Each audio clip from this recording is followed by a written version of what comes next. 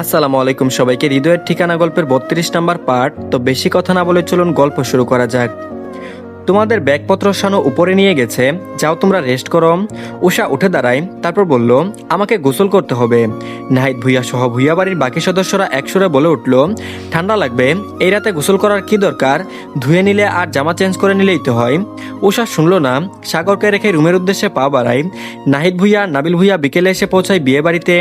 সিলেট থেকে ডিরেক্ট এখানে চলে আসেন ওনারা। আর এদিকে উষা ওয়াশরুমে, এদিকে সাগরের আর্জেন্ট ওয়াশরুমে যেতে হবে। বাহিরের গুলার অবস্থা ভয়াবহ, ঘিন ঘিন লাগছে তার। দুইবার ওয়াশরুমের দরজায় কড়া নাড়ে সাগর, কিন্তু উষা দরজা খুলে না। অধৈর্য হয়ে শুনে আবারও দরজায় ধাক্কা দেয় সাগর। উফ, এভাবে দরজা ধাক্কাচ্ছেন কেন? সাগর গম্ভীর কণ্ঠে বলল, দরজা খুলতে বলছি না তোকে, আমি ভিতরে আসবো, দরজা খুল দ্রুত। উষা এবার বিরক্ত হয়ে বলল, বললাম তো আর 3টা মিনিট সময় দেন, আমি গোসল শেষ করে বের হচ্ছি, পরে আপনি ঢুকেন। পাগল হলেন কেন? সাগর দুষ্টুমি স্বরে বলল, ওহো বেব, বুঝছো না কেন? তোমার গোসল শেষ হলে আবারও প্রথম থেকে গোসল করার ব্যবস্থা আমি নিজে করে দেবো সুইট বি। আগে দরজা তো খুলো।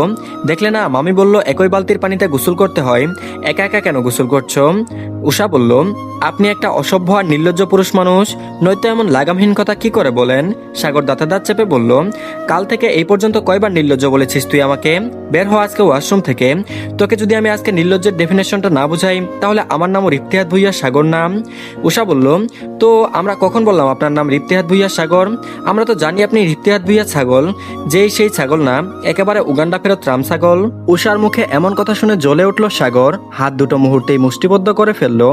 দাঁতে দাঁত পিষিয়ে চিবিয়ে চিবিয়ে বলল, I swear Usha, I will feel you what I am. Usha শুকনো ঢুক দিল, এই রে, কথার তালে তালে তো বেফাস কথা বলে ফেললাম। এবার আমাকে কে বাঁচাবে? এমনিতেই থাকতে হবে এই বেয়াদব পুরুষ মানুষের সাথে। উষার আর সাগরের তর্কাতর্কির মধ্যেই দরজায় করানার শব্দ এলো কানে। সাগর ভ্রুকুচকে এবার দরজার দিকে তাকিয়ে থাকে। পর মুহূর্তে গম্ভীর ঝাঁঝালো স্বরে বলল, কে? অপাস থেকে বলল, মামা আমি শানু। শানুর নাম শুনে সাগর দরজা খোলার জন্য এগিয়ে যায়। শানু এই বাড়ির বিশ্বস্ত কাজের লোক, বয়সে বড় মামাদের মতোই হবে। সাগর ছোট থেকে ওনাকে এই বাড়িতে দেখে আসছে। সাগর দরজা খুলে দিল, হাসি হাসি মুখ করে বলল, আরে শানু মুন্সি যে, তা এই বেলায় তুমি এখানে? শানু বলল, তোমারে সিজান মামা ডাকতেছে, কইল কি দরকার আছে বলে, নিচে তলায় দাদার রুমে যাইতে কইছে। মামা আর আমি যাই? হ্যাঁ, আমার অনেক কাজ পইরা আছে, আবার যত রাত হোক ওই বাড়িতে ফিরতে হইব, বউ আমার লাগিয়ে অপেক্ষা করব। সাগর টিপ্পনি কেটে চোখ দিয়ে দুষ্টু ইশারা করে বলল, কি মামা, বয়স তো কম হয় নাই, এখনো এত রোমান্টিক? তুমি তো দেখি মিয়া রোমান্টিক হুজুর। শানু মুন্সি লাজুক হাসে বলল, ওই আর কি, যাই তাহলে মামা। সাগর বলল, হ্যাঁ যাও। ছোটনের বিয়েটা গ্রামের বাড়িতে হচ্ছে, গ্রামীণ পরিবেশে সাধারণ গ্রাম্য বিয়ের মতোই, কিন্তু আয়োজন অনেক। সাগরের মেজো চাচিদের গ্রামের বাড়ি হলো একতলা বিশিষ্ট, তবে বাড়িতে রুম আছে অনেকগুলা, বিশাল জায়গা নিয়ে করা এই বাড়িটা। বাড়ির সৌন্দর্য বর্ধনের জন্য উপরে ছাদের এক কোণে মোটামুটি বড় করে আরো একটা রুম তৈরি করে, যেটাতে সাগর আর উষাকে থাকতে দেওয়া হয়েছে। মূলত সবাই ইচ্ছে করে এদিকেই পাঠিয়েছে, এদিকে নীরবতা বেশি, দুজন দুজনকে টাইম দিতে পারবে। সাগর দেরি করলো না, বাবা মায়ের রুমে কাজ সেরে ফেলা যাবে, উষাকে না হয় পরে দেখা যাবে। গালিব অসহায় ভঙ্গিতে তাকায় নেহালের দিকে, থমথমে কণ্ঠে বলল, তুই নিজে তো একটু ভালো করে বুঝাতে পারিস, তুই তো সাগরের ভাই হোস, আমি না হয় পরের বাড়ির ছেলে। এটুকু বলতেই নেহাল অগ্নিদৃষ্টিতে তাকায় গালিবের দিকে, ক্রোধান্বিত স্বরে বলল, তোকে যেন দ্বিতীয়বার এমন কথা বলতে না দেখি। আমি এবং সাগর কেউই তোকে কখনো অন্য নজরে দেখিনি, আমাদের বাড়ির মানুষেরাও না। সাগর আমাকে যতটা ভালোবাসে, কেয়ার করে, তোকে এক কথায় তার থেকে বেশি করে। তুই যে এসব সিম্পেথি কামানোর জন্য বলিস, তা কি আমি বুঝি না মনে করেছিস? গালিব নেহালের দিকে তাকিয়ে দুষ্ট হাসে। নেহাল আবারও বলল, এমন না, তুই জানিস না যে কেন সাগর এমন করে, তুই নিজেও জানিস আমিও জানি, কিন্তু আমাদের কথা কি সে শুনবে? কিন্তু আমরাই বা কি বলবো বল? আমরা এমন পরিস্থিতিতে পড়লে আমরাও হয়তো এমনই করতাম, আবার হয়তো এমন না করে তাকে আগলিয়ে নিতাম। তপ্ত নিঃশ্বাস ফেললো গালিব, স্বাভাবিক ভঙ্গিতেই বলল, তুই কি করবি? সুজানার কথা মাথায় রেখেছিস তো? এই পর্যায়ে কিছুটা নড়েচড়ে বসে নেহাল কাতর দৃষ্টিতে তাকায় একবার গালিবের দিকে, বুক চিরে আসা দীর্ঘশ্বাসটা ফেলে বলল, কি করব আমি? কি করতে পারি বল? সে যদি আমার ভালোবাসা বুঝেও না বুঝার ভান করে, তাহলে আমি কি করতে পারি? সে জানে আমরা কনজারভেটিভ ফ্যামিলি থেকে বিলং করি, আমার দেওয়া সময়ের মধ্যে যদি নিজের পরিবর্তন না করতে পারে, করবে না। বাবা মা মেয়ে দেখছে, পছন্দ হলেই বিয়ে করে নিব। তুবা ভাবির বান্ধবীর বোন আছে একজন, বলল মেয়েটাকে আমারও পছন্দ হয়েছে, দেখা যাক। আর যাই হোক, ছোট মামার মতো কোনো ভুল আমি করতে চাই না। আজকাল মেয়ে দেখলেই বোঝা যায় কোন মেয়ে কেমন। গালিব বিজ্ঞান নেই মাথা দুলায়, ফিদানের রুমের দিকে দৃষ্টি নিক্ষেপ করে বলল, এই নর্দমার কিটটাকে কিভাবে দেশ ছাড়া করব? সাগর তো আমার পাছার ছাল তুলে নেবে, সেটা তোর আগেই ভাবা উচিত ছিল। ছাদের এক কোণে সাগর আর উষার রুম, আর বাদ বাকি পুরোটা জায়গায় খোলামেলা ছাদ বাগানও আছে। আবার চেয়ার টেবিলও পাতা আছে সেখানে বসে আড্ডা দেওয়ার জন্য। আরাফ সেখানেই বসে আছে। সন্ধ্যা থেকেই বুকটা কেমন খালি খালি লাগছে, কেন জানি মনে হচ্ছে কি যেন হারিয়ে যাচ্ছে, নিঃশ্বাস বন্ধ হয়ে আসছে। একজনকে দেখার জন্য পুরুষ চোখ জোড়া কেমন আকুবাকু করছে, মিষ্টি কণ্ঠ শোনার জন্য অন্তর মরিয়া হয়ে আছে। সন্ধ্যা থেকে কয়েকবার তানহাকে কল দিয়েছে, রিং হয়েছে ঠিকই কিন্তু রিসিভ হচ্ছে না। একবার মনে হচ্ছে আরাফের প্রতি রাগ থেকে কল রিসিভ করছে না, আবার দুশ্চিন্তাও হচ্ছে কোনো বিপদ আপদ হলো না তো। রাফিদ এবার রেলিং ছেড়ে ভাইয়ের পাশে এসে বসলো। আরাফের কাজ চাপড়ে জানতে চাইলো, কি হলো, এমন দেবদাস সেজে বসে আছো কেন? দেখতে তো অসুস্থ লাগছে। ফোন ধরেনি এখনো? আরাফ অশান্ত ভঙ্গিতে মাথা নাড়ায়, মানে কল ধরেনি। চিন্তিত ভঙ্গিতে বলল, এভাবে চলছে না রে মেরে ভাই, বিয়েটা করে ফেলতেই হবে। আর এভাবে চলবে? মন পুরে তো। রাফিদ বলল, এই তো আমার বাঘের বাচ্চা, যাও বাপ চাচাকে বলে আসো, বড় ভাইয়ের বিয়ে যদি 19 বছরে দিতে পারে তোমার কেন নয় বলো তো? কেন এত বৈষম্য? এই স্বাধীনতায় কি আমরা চেয়েছিলাম? তাই করতে হবে? আচ্ছা তুমি আমার ফোন দিয়ে ট্রাই করো, পার্সোনাল সিম দিয়ে কল দাও, যেটা বাইরে কেউ জানে না, তানহাও তো চেনে না। দাও কল, আমি যাই, তুমি কথা বলে আসো। বলেই রাফিদ নিজের ফোন ভাইয়ের হাতে ধরিয়ে দিয়ে চলে গেল নিচে। 3বারের মাথায় গিয়ে তানহা কল রিসিভ করলো। মিষ্টি কণ্ঠে যখন সালাম দিয়ে হ্যালো বলল, আরাফের অশান্ত হৃদয়টা যেন একেবারে শীতল হয়ে গেল। কতবার কল দিলাম, রিসিভ করলেন না কেন? অমন ভারী কণ্ঠে তানহার হৃদয় কেঁপে উঠল। আগে আরো কয়েকবার এমন করেছে তানহা, কিন্তু কখনো এমন টোনে কথা বলেনি আরাফ। তানহা জানতো এটা আরাফ আর আননোন নাম্বার থেকে কল করছে, তাই তো বেচারাকে আর কষ্ট না দিয়ে রিসিভ করে নিল। তারপর বলল, আমার কথা মনে আছে তবে? আমি তো ভেবেছিলাম আমাকে ভুলেই গেলেন আপনি। আরাফ বলল, যে আছে বলে আমি এখনো নিঃশ্বাস নেই, যার মধ্যে আটকে আমার প্রাণভোমরা তাকে কি করে ভুলে যাই? আমার মনে তো একটা রমণীর বসবাস, এই মনের মালিকটাকে ভুলে যায় কি করে? তানহা লাজুক হাসলো, গাল দুটো ব্লাশ করছে, হৃদযন্ত্রের ক্রিয়া বেড়ে গেছে, ঠোঁটে তৃপ্তির হাসি ফুটে উঠছে। এই মানুষটার সাথে আমার 2-1 মাসে একবার কথা হয় বা কখনো হয়ই না, কিন্তু মানুষটা এমন এক কথা বলবে যে তার উপরে রেগে থাকাই যায় না। তারপর বলল, কিছু তো বলো। তানহার কি হলো কে জানে, আগে পিছনে না ভেবেই বলে ফেললো, আপনাকে খুব দেখতে ইচ্ছে করছে। কথাটা শেষ করে তানহা জিভ কাটলো। হাই হাই, এ কি বলে ফেলেছে সে? মানুষটা তো এখন ঢাকায় নেই, ঢাকা থাকলে হয়তো ঠিক হয়ে এসে দেখা দিয়ে যেত। তারপর বলল, কতদিন ধরে? তানহা দুনামুনা করতে লাগলো, আমতা আমতা করে বলল, অনেকদিন ধরে। আরাফ তানহার কথাটা সম্পূর্ণ করে অগ্রাহ্য করে বলল, রাতের খাবার হয়েছে? তানহা তপ্ত নিঃশ্বাস ফেললো। ভুইয়া বাড়ির সব ছেলে কি এমন একরুখা, নিজের স্ত্রীদের মূল্যায়ন করে না, স্ত্রীদের অনুভূতিকে দাম দেয় না? তানহা অস্ফুট স্বরে উচ্চারণ করে, আপনার? আরাফ বলল, আমারও, রাখছি তাহলে। তানহা বলল, আচ্ছা। দুজনই চুপ থাকে খানিকক্ষণ। তানহার এবার অভ্যাস হয়ে গেছে, আরাফ সবসময় এমন করে। তারপর বলল, তাংশু শুনো। তানহা বলল, আরাফের কণ্ঠে আদরের ডাক। তাংশু, এই ডাক উপেক্ষা করার সাধ্য তানহার নেই। কল দিলে রিসিভ করবে কেমন চিন্তা হয়তো। তানহা জবাব দেয় না, চুপ থেকেই কল কাটে। এই মানুষটা একদিন মুখ ফুটে ভালোবাসি শব্দটা উচ্চারণ করলো না, এত পাষাণ মানুষ হয়। পরক্ষণেই ভাবলো, এই দাম্ভিক পুরুষটা তো এখন আমার স্বামী হলো না, তবুও এমন লাগে কেন? আর উষার অন্তরটা তো জ্বলে পুড়ে যায়। নিচতলায় বসে ঘরে আড্ডা দিচ্ছে সকলে। মারিয়া জামান, লিপি বেগম, মারিয়া জামানের বড় ভাবি জাহানারা বেগম, আরিশা, নাবিলা ভুইয়া, সাদাব, রাফিদ, মিলি, আবিদ এবং জাহানারা বেগমের মা জাহেরা খাতুন। মিলি, আবিদ, জাহানারা বেগমের 2 মেয়ে, মানে আরাফ সাদাবের মামাতো বোন। তা সিজানের বউ, শুনছি তোমার বড় পোলাই নাকি দেশে আইছে, এখনো কি বউরে মাইনা নেই নাই? জাহেরা খাতুনের বয়স 99 কি 93 হবে, চুল সাদা হয়ে গেছে, গায়ে চামড়া থুবড়ে গেছে, মুখে ভাঁজ পড়েছে, গায়ে তেমন জোর নেই, মোটাসোটা মানুষ। 2জন মানুষ ধরে ধরে হাঁটায়, আবার হাতেও লাঠি থাকে, মুখে সর্বদা থেতলানো পান থাকে। আগেকার যুগের মানুষ কথাবার্তায় কোনো লাগাম নেই বললেই চলে। লিপি বেগম একবার তাকালেন মারিয়া জামানের দিকে।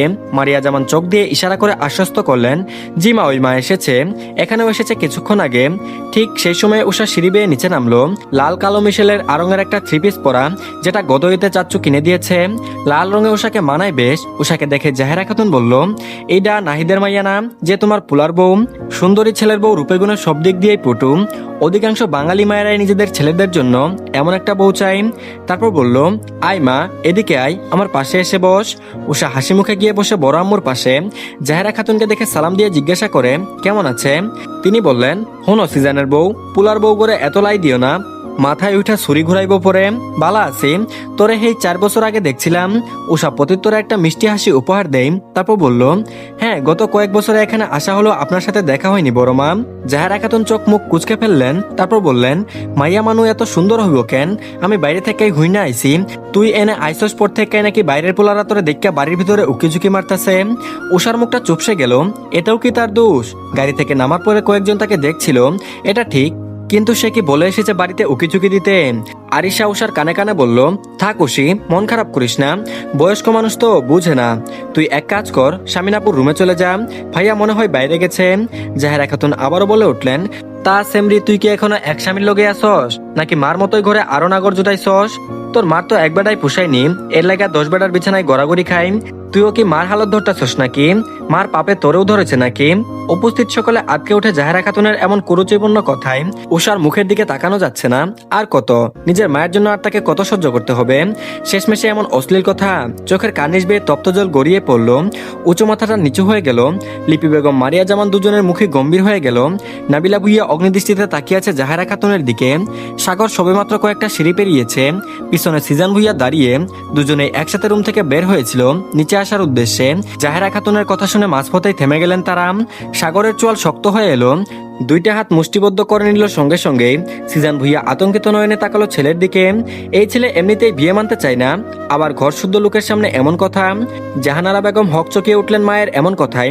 তিনি উষাকে অনেক বেশি স্নেহ করেন, বলতে গেলে উষার মায়ের কারণে উষার প্রতি তার এত ভালোবাসা। নিজের মেয়ের মতোই দেখে তাকে। মায়ের দিকে চক্ষু লাল করে তাকালেন, রাগ দেখিয়ে বললেন, এসব কি বলছেন আম্মা? উষা ওইরকম মেয়ে না, আপনার নাতনিদের থেকে যথেষ্ট ভালোভদ্র মেয়ে, ওর মতো মেয়ে পাবেন না লাখে একটা। জাহেরা খাতুনের মুখ কুচকে আসে, বিরক্তি নিয়ে বলল, তুই বেশি জানোস তো, যেই মাইয়ার মা 10 বেটা নিয়ে ঘুরে, হেই মাইয়া আর কেমন হইব? আহারে, সাগরের মতো পোলাডারে ঠকাইলো। লিপি বেগম জাহেরা খাতুনের দৃষ্টি পর্যবেক্ষণ করে তাকায় পিছনে। সিঁড়িতে সাগরকে দাঁড়িয়ে থাকতে দেখে শুকনো ঢুক গিলে, তারপর বলল, তোর জামাই তো এতদিন বিদেশে আছিল, দেশটা তো মনে হয় ভাইজা খাইছস। সাগর বলল, আপনি যদি আরো একটা বাজে কথা বলেন, আমি সত্যিই ভুলে যাব আপনি আমার কি হন, বা আমার সাথে আপনার সম্পর্ক কি। আমার স্ত্রীর ব্যাপারে কথা বলার আগে 20 বার ভেবে নেবেন। আমার স্ত্রীর সম্মান মানে আমার সম্মান, আমার সম্মান মানে আমার স্ত্রীর সম্মান। আর আমার সম্মানে কেউ হাত বাড়াবে, কলঙ্কিনী করবে বা মিথ্যা অভিযোগ করবে, সেটা আমি বরদাস্ত করব না। খারাপ হলেও ও আমার স্ত্রী, ভালো হলেও আমার স্ত্রী। আমার স্ত্রী কোনো রাস্তার মেয়ে নয় যে তার চরিত্র নিয়ে যা তা বলবেন আপনি। আপনাকে সেই অধিকার দেওয়া হয়নি। আর না আমার স্ত্রীর পারিবারিক শিক্ষার অভাব আছে। তার বাবা চাচা তাকে ওই কলুষিত মহিলার ছায়া থেকে দূরে রেখেছে। বিয়ের আগে উষা তার বাবার পরিচয় বাঁচত, কিন্তু এখন আমার পরিচয় বাঁচে। আমি আমার স্ত্রীকে ওই ধরনের চলাফেরা করার সাহস দেইনি। আমার স্ত্রী যদি আগে 12 পুরুষ ভেজেও আমার কাছে আসে, সমস্যা নেই, কিন্তু আমার সাথে জড়ানোর পরে খারাপ কিছু করেছে কিনা সেটাই মুখ্য ব্যাপার। সংসার করলে আমি করব, আপনি না। আপনি এত কথা বলার অধিকার কোথায় পান? অধিকার বাদ দিলাম, সাহস হয় কি করে? উষা নাহিদ ভুইয়ার মেয়ে পরে, আগে আমার স্ত্রী। রিফতিয়াত ভুইয়া সাগরের স্ত্রী। মারি কাটি অপমান করি যাই করি না কেন, সম্পূর্ণ অধিকার আমার নিজের। উষার বাপের অধিকার নেই আমার স্ত্রী সম্পর্কে কুমন্তব্য করার। সিজান ভুইয়ার চোখে পানি, তবুও তিনি হেসে ফেললেন। উষা সেই যে মাথা নত করে চোখের জল ফেলছে। সাগরের কণ্ঠস্বর কর্ণকর হওয়ার পরেও চোখ তুলে তাকায়নি। এই যে ভরা মজলিসে সকলের সামনে উষাকে নিজের স্ত্রী বলে স্বীকার করছে, তাতেও কোনো ভ্রুক্ষেপ হলো না। অথচ অন্য সময় সাগর এমনটা করলে হয়তো খুশিতে মরেই যেত। উপস্থিত সকলে সাগরের কথায় খুশি হলেও জাহেরা খাতুন হতে পারলেন না। মুখ বেঁকিয়ে অন্যদিকে চেয়ে রইলেন। সাগর আর দাঁড়ালো না সেখানে। উষার দিকে অগ্নিদৃষ্টি নিক্ষেপ করে বাইরের দিকে হাঁটা ধরল। যেতে যেতে ঘরের কোণে রাখা ফুলের টপটায় একটা লাথি মারে। কাচের টপটা ঝনঝন শব্দ করে ভেঙে টুকরো টুকরো হয়ে ছড়িয়ে ছিটিয়ে পড়ে মেঝেতে। সারা ঘর জুড়ে কাঁচ ভাঙার ঝনঝন শব্দ। লিপি বেগম আর মারিয়া জামান আটকে উঠলেন। অতি বিস্ময়ে ডান হাত দিয়ে মুখ ঢেকে নিলেন। সাগরের ভয়াবহ রাগ সম্পর্কে ধারণা আছে, কিন্তু উষার ক্ষেত্রে যে এতটা রেগে যাবে ভাবেননি ওনারা। সাগর সকলের বিষয় দৃষ্টি উপেক্ষা করে ঘুষি বসালো দেওয়ালে। ঘাড় ঘুরিয়ে আবারও রাক্ষসের মতো চোখ মুখ করে তাকালো উষার দিকে আর নিজের জন্মদাতা পিতার দিকে।